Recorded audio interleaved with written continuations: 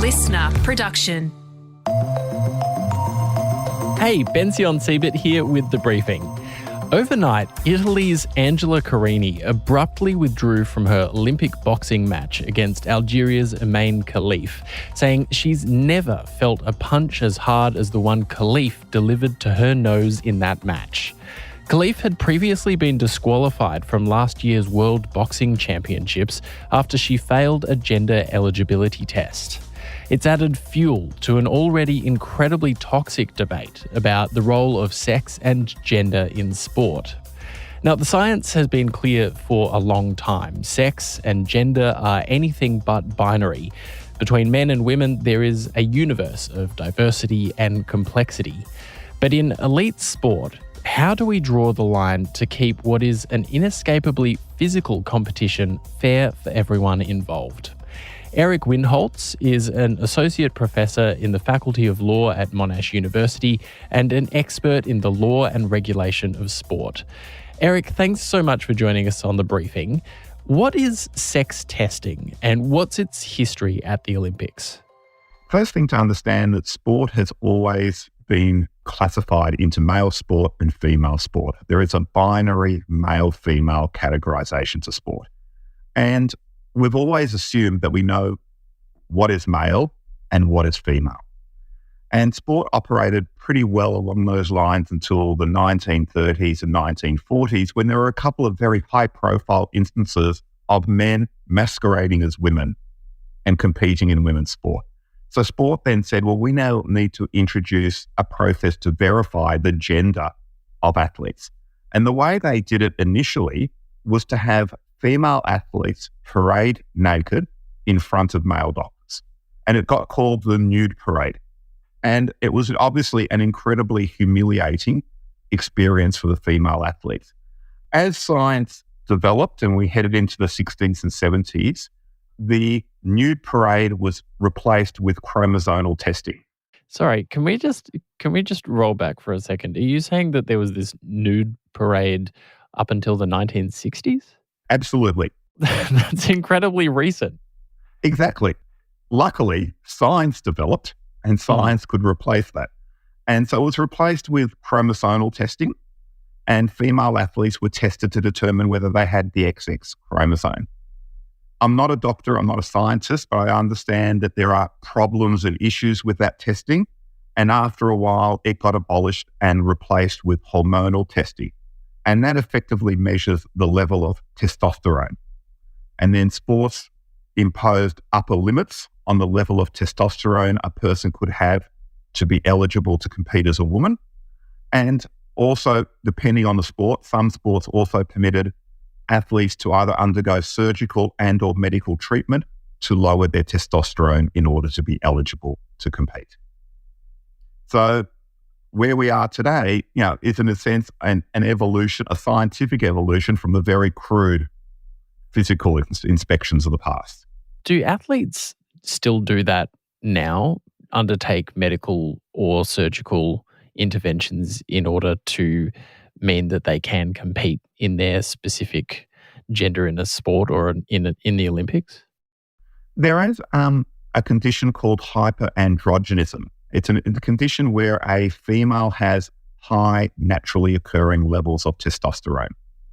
And in athletics, athletes have been asked to take hormone suppressants to bring their drugs below that level. And if you think about it just for a second, what we're saying to people is take drugs to reduce your hormone levels in order to compete. It is counterintuitive in the case, particularly where the person's testosterone levels are naturally occurring.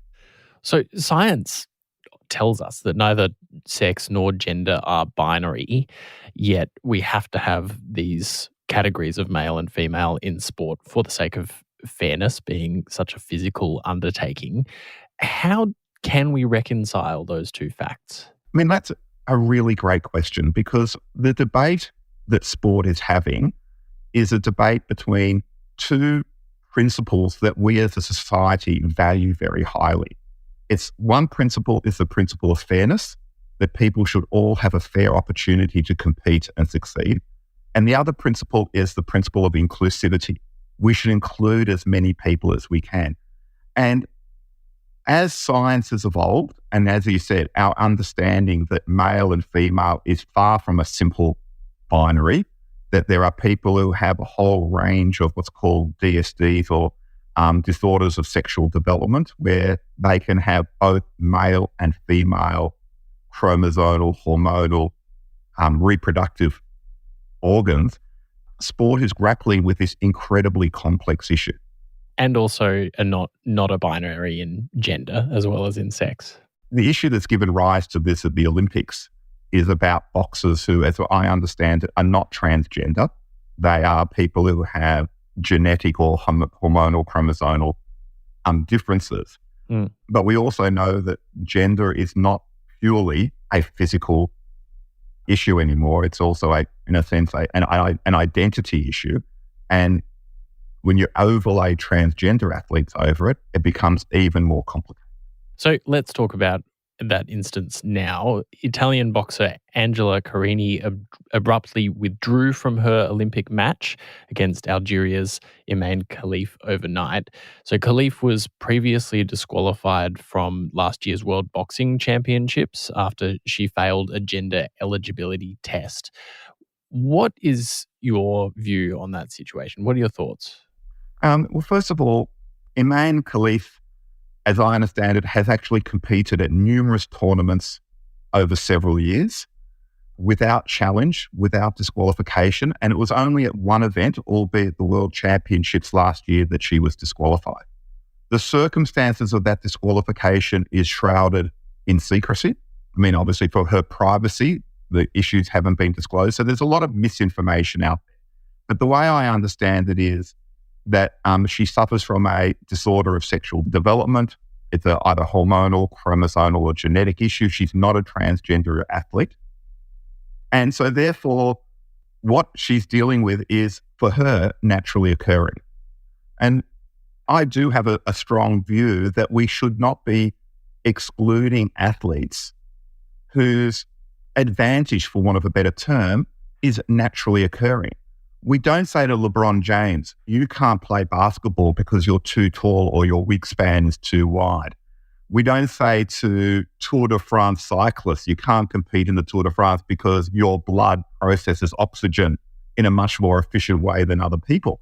And indeed, we celebrate those athletes. We celebrate those athletes for their natural advantages.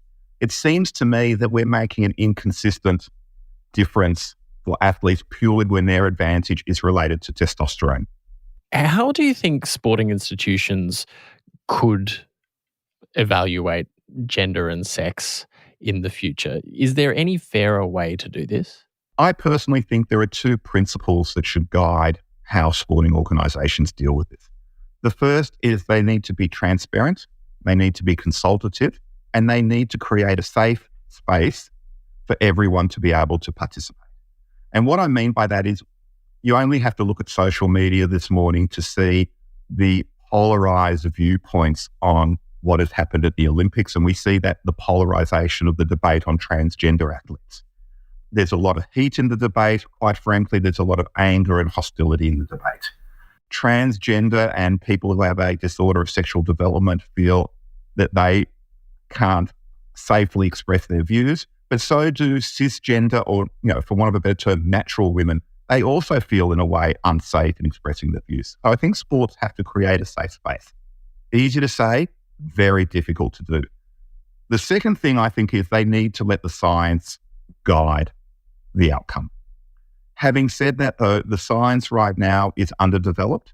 It's scant, but I think it's incumbent on sporting organisations to invest in the science, to build the database, so to speak, in order to be able to make informed decisions and rules that are informed by science, not by the internet, for want of a better term.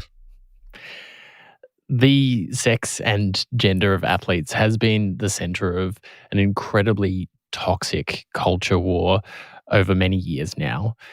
How is it that we can help make this conversation less harmful, especially for transgender and gender diverse athletes and people generally?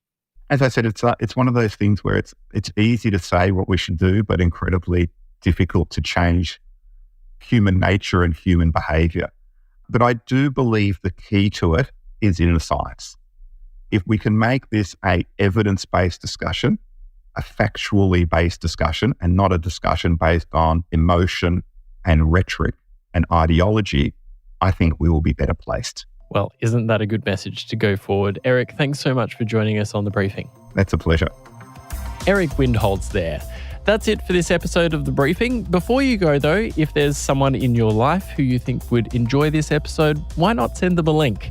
And on the weekend briefing tomorrow, Antoinette is back with a chat with Brown Girl comedy founder Daisy Mancour. I think comedy is a great way to disarm the audience and to talk about things that have made so many people feel shame, that are taboo in our community, because it's a great way to approach it rather than here's my revelation or here's my sad sob story. It's sort of like a light-hearted way. And we have these feedback forms and people fill out the most wonderful essay-long feedback of how it was hilarious but healing and it made them feel comfortable for who they are and their identity, and they've never seen anything like it because there isn't.